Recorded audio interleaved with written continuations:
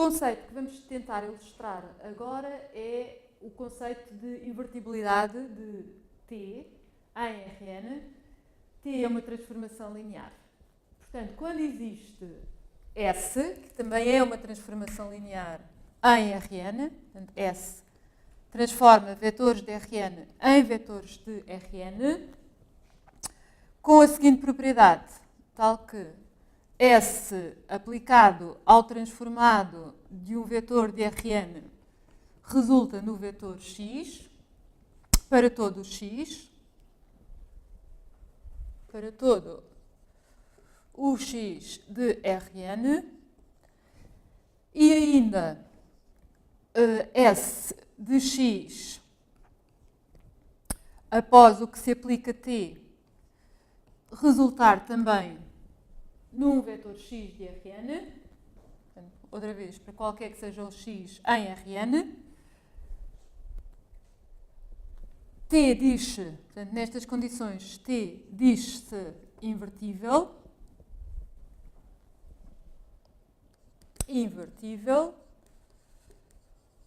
e S chama-se a transformação inversa de t. Portanto, também se escreve t menos 1.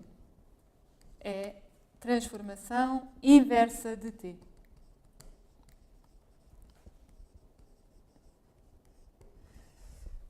Inversa, certo? Portanto, o que nós estamos aqui a dizer com esta linguagem é que S após t atua da mesma maneira que t após S e as duas composições resultam na transformação identidade em Rn, certo? E em Rn.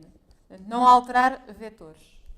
Portanto, quando a rotação é ângulo positivo, a convenção é contrária, portanto, sentido contrário ao dos ponteiros do relógio.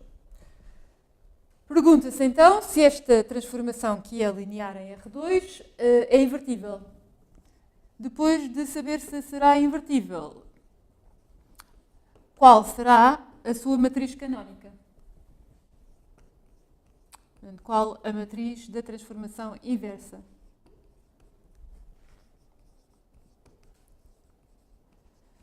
Da transformação inversa. Portanto, intuitivamente, rodar vetores em torno da origem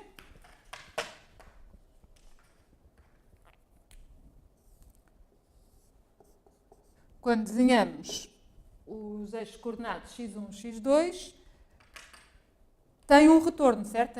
Tem uma inversa. Portanto, se pegamos no vetor v da R2, rodando este vetor num ângulo θ, portanto, este é o ângulo θ, t de v, é possível voltar a transformar t de v de volta ao sítio original onde ele estava, certo? Portanto, existe a transformação inversa, será S, que, aplicado ao transformado do vetor v, coloca de novo o v na sua posição original. Portanto, a resposta é, será invertível? Sim, é uma transformação invertível. Qual será, então, a matriz que descreve a transformação S? Portanto, sim, com matriz inversa,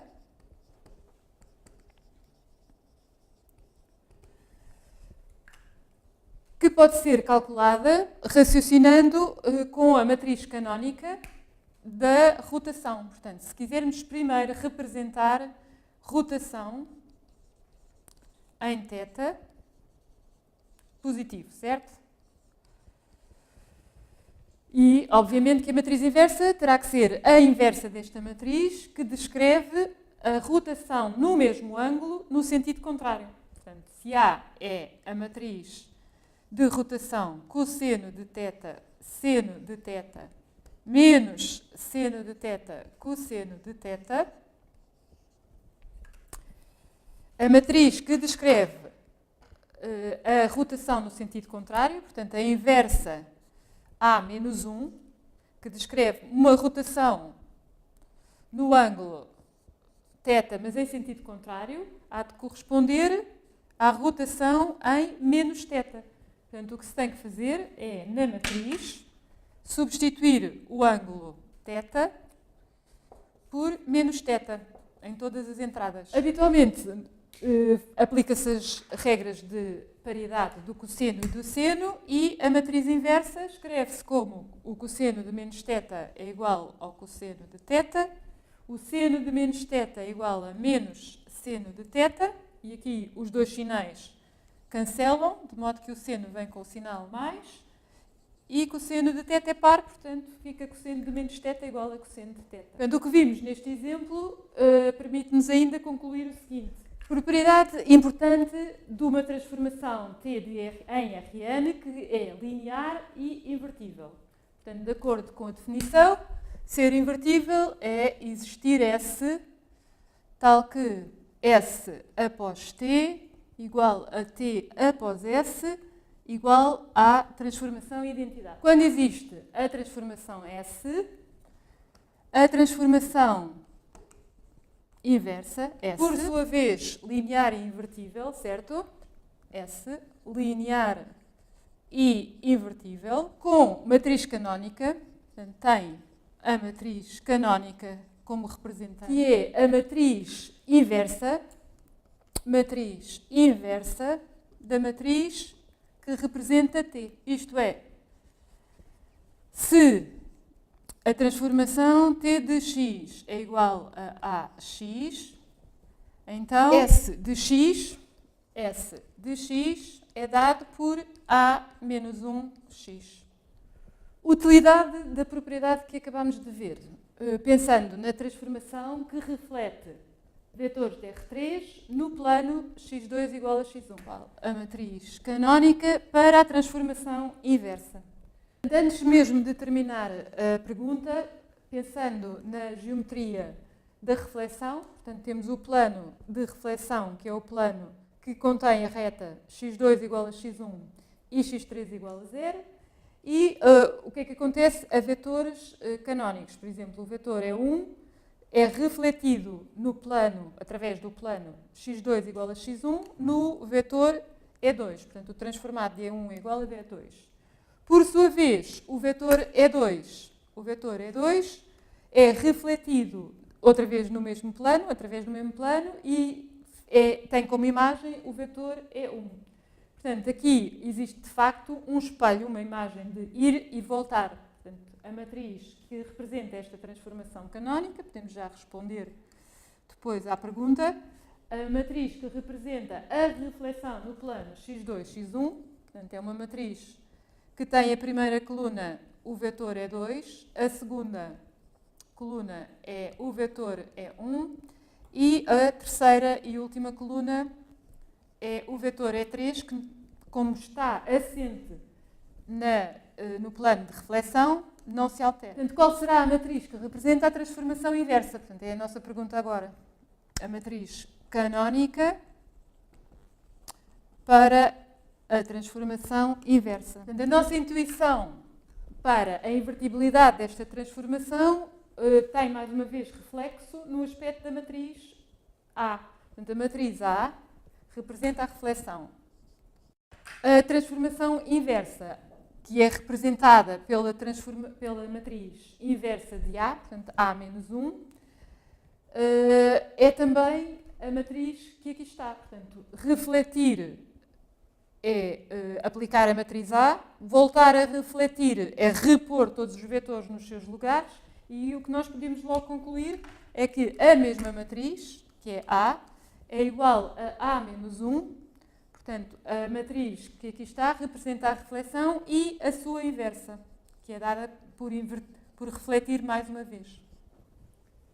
Portanto, quando refletimos duas vezes, voltamos à matriz original, certo? Portanto, o que nós estamos a dizer é que inverter ou aplicar duas vezes a transformação tem o mesmo resultado. Para finalizar o tópico, quando estamos a identificar matrizes e transformações invertíveis, portanto, qualquer situação de invertibilidade em R3, portanto, em R3, invertibilidade é equivalente a termos injetividade e sobrejetividade. Portanto, as duas coisas, injetiva e sobrejetiva. Quando estamos em R3, quando estamos em R3 e falha a invertibilidade, então não temos nem injetividade nem sobrejetividade. Um exemplo para ilustrar que uma transformação como a projeção ortogonal de vetores de R3 num plano não tem inversa. Portanto, é uma transformação linear não invertida. Geometricamente, primeiro, portanto, vamos projetar vetores aqui no plano, que é um subespaço, um subconjunto de R3, que são vetores de R3, cuja terceira coordenada é 0. Porquê que projetar intuitivamente não é invertível? Porque se pegarmos, por exemplo, num vetor como o vetor canónico E3, a sua imagem, por esta projeção, será a origem, certo? Portanto, 0 é a imagem por T do vetor E3. Mas o que acontece ao vetor E3 também vai acontecer ao vetor 2 vezes E3. Portanto, 0 também é a imagem por T de 2 vezes E3. E por aí fora, portanto, todos os vetores que estão no eixo do X3 têm como imagem o mesmo vetor 0. Portanto, se soubermos qual é o resultado final, como é que nós sabemos se 0 corresponde a E3, é imagem de E3, de 2 vezes E3, ou de um outro vetor arbitrário que fique no eixo do X3. Portanto, o que acontece é que a matriz canónica da projeção ortogonal, podemos escrever, será a matriz que tem uma coluna sem pivô, portanto, projetar em x1, x2 é anular x3, como com esta coluna, que é o resultado de projetar o vetor canónico na origem, e como tal, do teorema das matrizes invertíveis, é fácil verificar que, não havendo coluna pivô, não havendo uma coluna, pelo menos, pivô, não existe matriz inversa, certo? Portanto, A não é invertível. A matriz não sendo invertível, conclui-se que a transformação em causa, podemos lhe chamar T agora também, T não é invertível. Portanto, assim como chamámos há bocado a atenção de que invertibilidade é sinónimo de injetividade e sobrejetividade, agora T não é invertível é sinónimo de T não é injetiva e não é sobrejetiva.